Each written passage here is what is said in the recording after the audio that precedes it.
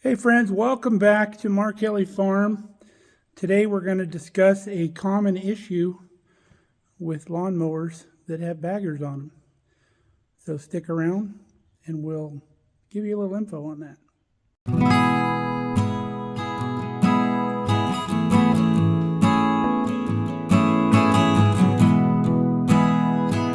So we have our Toro time cutter with the My Ride suspension. Again, I highly recommend that if you haven't been on our channel very long. The common theme I hear on the internet regarding complaints is when people add the bagger system, they claim that there's not enough power in these machines to force the clippings up into the bagger. And that's just not the case, and I'm going to tell you why. Now, most of the time that you're going to have an issue with this bagging system clogging up, it's going to be operator error. And I don't mean to sound condescending by saying that, but there's three things that can go wrong which will cause this system to clog up. And I'll tell you what those three things are. Now, one of them is if you haven't mowed your grass in a while, your grass is pretty tall. If you go too fast, the system's going to clog up because you're just trying to feed way too much grass up that tube more than what it's designed to take. So shift your mower down into a lower gear, go slower, give that time for the grass to clear the mower deck and get up through the tube so it's not feeding so fast. Now, one of the other issues it could be is if your grass is too wet. You want to wait until the afternoon when your grass has had a chance to dry out real well. And a good way to test that is just to go walk out in your grass. If the toes of your shoes get wet, you don't be mowing because you're going to make a mess of your mower. Another good way to tell is if you're running your mower out across the grass before you get started. If the wheels on your motor turn wet, it's too wet to mow your grass. Everything should be nice and dry. Now, inherently, there's moisture in the blades of grass themselves, which will cause a little bit of sticking, but that's going to be a lot slower process over time. Now, the third thing that's going to cause your mower to clog up, and the most common thing, is not dumping your bags as often as you need to. If the grass gets built up in the bag and then starts backfeeding through the tube and you plug that tube, what's going to happen is that grass has no place to go. And it's going to build up underneath your mower deck, and it's just going to continue to cut. And it'll turn that grass into like a paste or like an emulsion type mixture, and that's immediately going to get plastered all over the bottom of your mower deck like a glue. And as that does that, it builds deeper and deeper and deeper. And then pretty soon your blades are riding right up against that mashed in grass pulp that's stuck in there. And then you have no airflow around your blades. And you got to have airflow around your blades and under your mower deck for your bagging system to work. Now, once you get all that stuck underneath there, it's not going to just come out.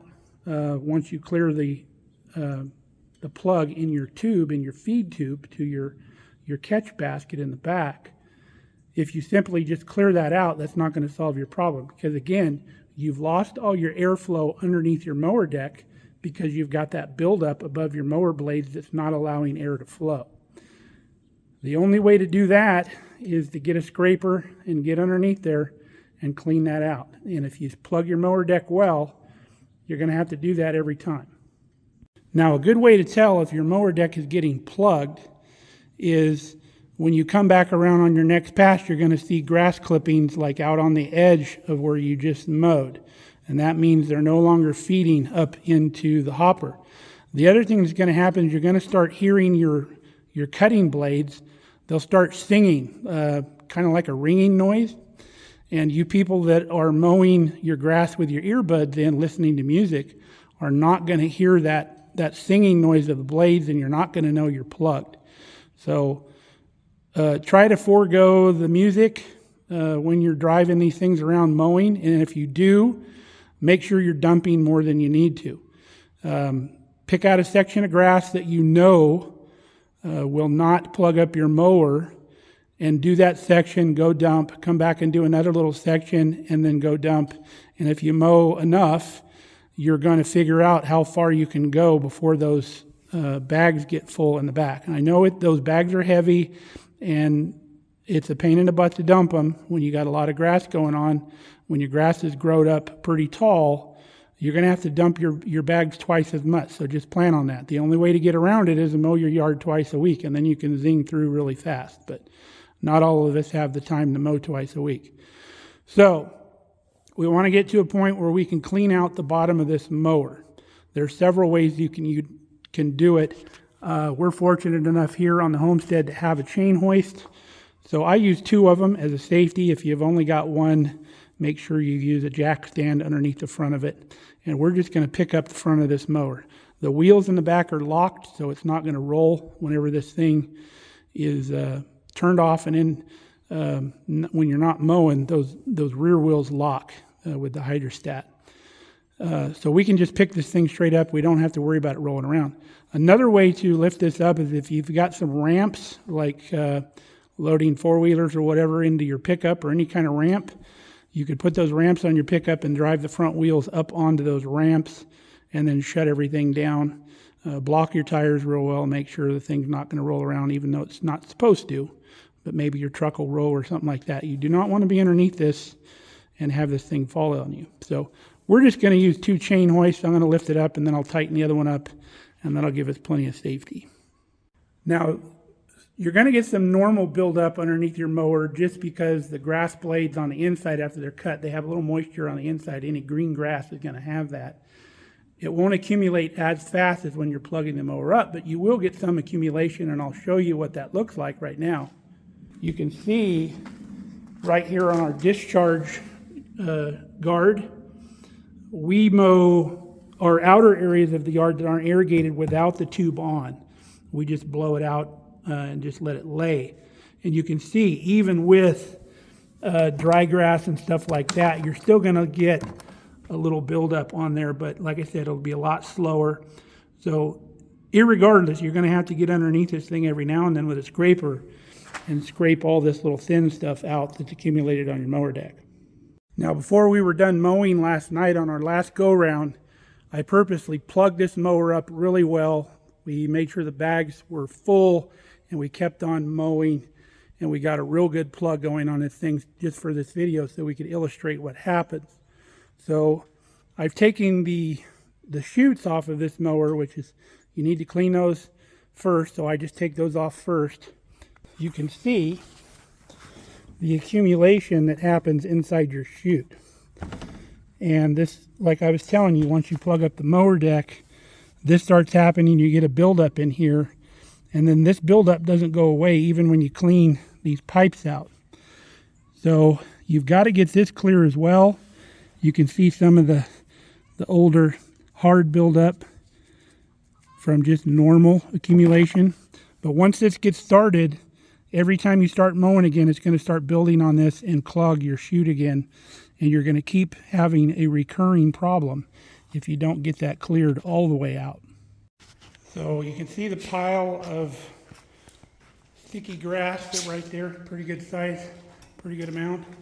That was just out of this tube here, the lower section of the tube. So you can imagine with all that in the tube, how the cut grass is going to want to accumulate in that tube. Now to scrape it, I like to use a tool similar to this. It's got a nice flat scraping edge here, plus it's also got a hook where you can get into the corners, and then kind of a smaller edge on this side where you can kind of scrape with that as well. Works really well. So we have our mower picked up. I wouldn't recommend going any more than about a 30-degree angle. You don't want to stand this thing up on end because then you got the oil in your motor going places that it's not supposed to be.